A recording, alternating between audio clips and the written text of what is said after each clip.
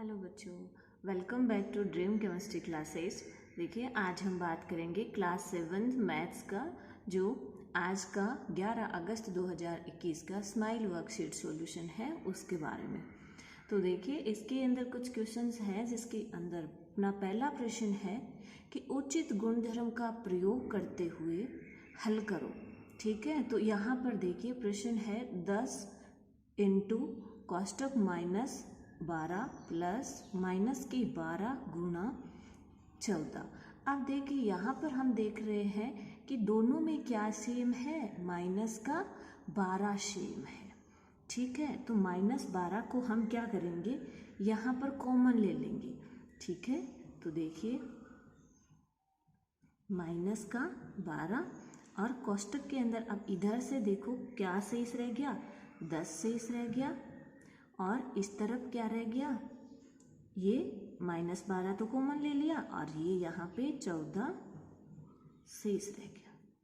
ठीक है, अब हम देखिए -12 और 14 और 10 कितने हो गए, 24 हो गए। अब यहाँ पर हम इनको मल्टीप्लाई करके लिख देंगे।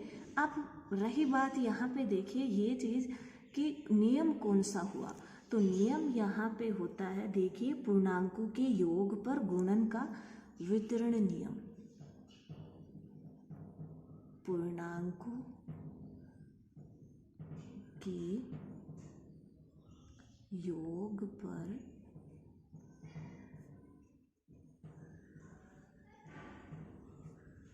गुणन का वितरण नियम, ये आपको ध्यान में रखना है। ठीक है, और यहाँ पर अब इसको हम क्या kरेंगे, मल्टीप्लाई करके लिख देंगे।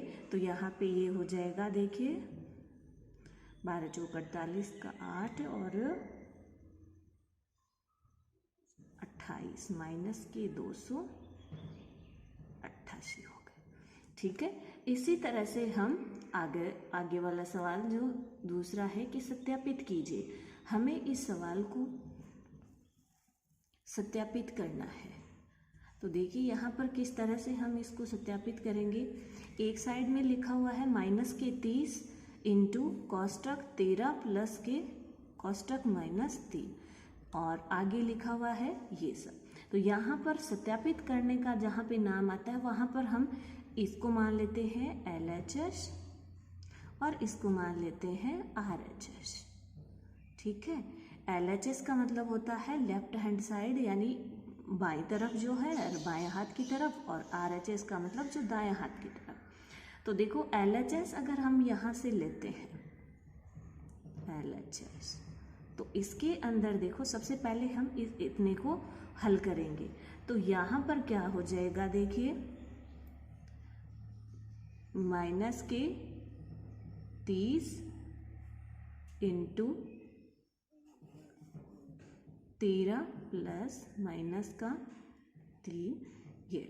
ये हमने सेम टू सेम लिखा है, इसमें कोई चेंज नहीं किया। अब देखिए यहाँ पर क्या होता है, माइनस का क्या, ये 30 जो है इसको हम ऐसा का ऐसा रख लेते हैं। अब जो अपना बड़ा ब्रैकेट है इसको हल करते हैं, तो ये क्या हो जाता है, 13 माइनस 3 यानी कि 10। ठीक है, तो यहाँ से इसका कितना मान आ जाएगा, माइनस का, 30 को 10 से मल्टीप्लाई करेंगे तो हो जाएगा -300। अब देखिए हम बात करेंगे RHS साइड की। RHS साइड को ध्यान से देखो, जो लिखा हुआ है एज इट इज। ठीक है, तो इसको हम यहाँ पे लिख लेते हैं, -30 इंटू 13 प्लस -30 इंटू ये -3। ठीक है, अब यहाँ पे देखिए, अब हम क्या करेंगे, पहले इस वाले ब्रैकेट को हल कर लेंगे। तो 30 को 13 से मल्टीप्लाई करेंगे, प्लस ये प्लस का है, ये माइनस का, तो मल्टीप्लाई होकर के माइनस का, और इसको गुणा करेंगे तो ये हो जाता है 390। ठीक है, ये प्लस का निशान। अब यहाँ पे देखिए -30 को मल्टीप्लाई कर रहे हैं किससे, -3 से, तो ये कितना हो जाएगा, माइनस माइनस मल्टीप्लाई होकर के प्लस, और ये कितना हो जाएगा, 90 हो जाएगा। ठीक है, और इसका सॉल्यूशन क्या आ जाएगा, देखिए माइनस के 390 है और प्लस के 90 है, तो ये भी कितना आ जाएगा, -300। और LHS में भी कितने आए थे, -300 आए थे, RHS में भी -300। इसका क्या मतलब हो गया कि LHS है वो RHS के बराबर है, और यही हमें सिद्ध करना था या सत्यापित करना था। ठीक है, इसी तरह से अपना जो नंबर 3 क्वेश्चन है कि उचित गुण का प्रयोग करते हुए गुणनफल ज्ञात करो। ठीक है, तो इसके अंदर भी देखो -18 × 103 किया गया है।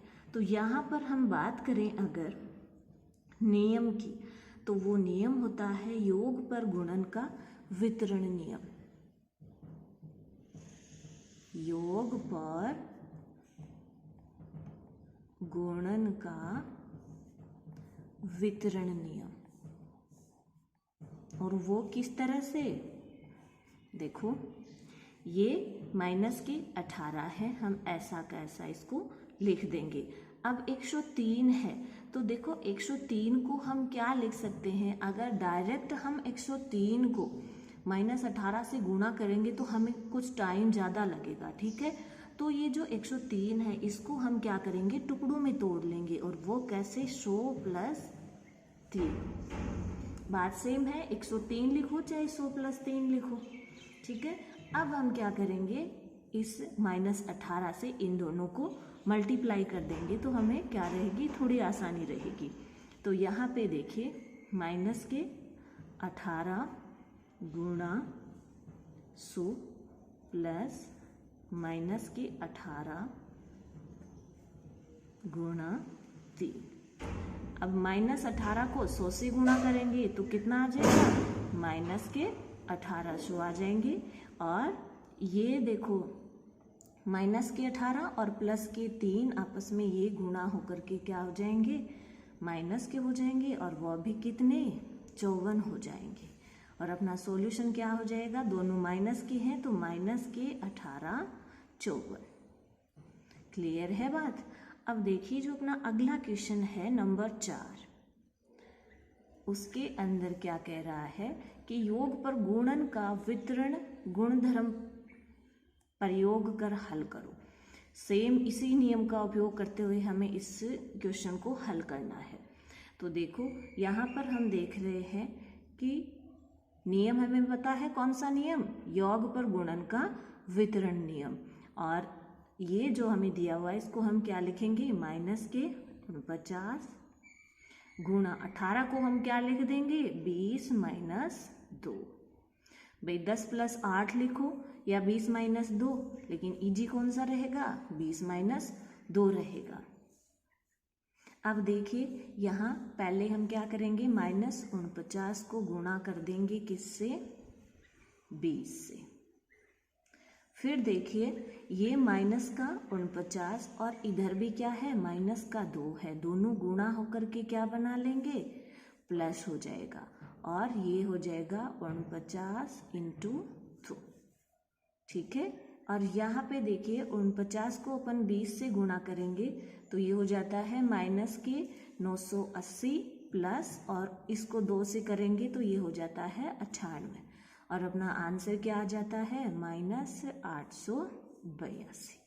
ठीक है, अपना नेक्स्ट और लास्ट जो क्वेश्चन है वो ये है कि किसी हिमीकरण प्रक्रिया में कमरे के तापमान को 30 डिग्री सेंटीग्रेड से 5 डिग्री सेंटीग्रेड प्रति घंटे की दर से कम करने की आवश्यकता है, और 5 घंटे बाद कमरे का तापमान क्या होगा। तो देखिए कमरे का जो प्रारंभिक तापमान है, प्रारंभिक तापमान वो कितना है, 30 डिग्री सेंटीग्रेड है।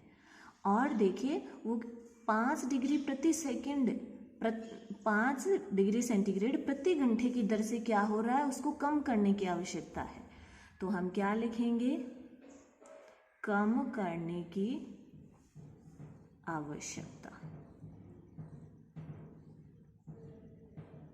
और वो कितनी है, 5 डिग्री सेंटीग्रेड। अब देखिए कम हो रहा है तो हम क्या लगाएंगे, माइनस का निशान लगाएंगे। ठीक है, अब कितने घंटे बाद, 5 घंटे बाद। तो 5 घंटे में वो कितना कम हो जाएगा, 5 घंटे में कितना कम होगा, 5 को हम क्या कर देंगे, 1 घंटे में -5 डिग्री गिर रहा है और 5 घंटे में कितना गिर जाएगा, 5 इंटू ये -5 और ये हो जाता है -25 डिग्री सेंटीग्रेड।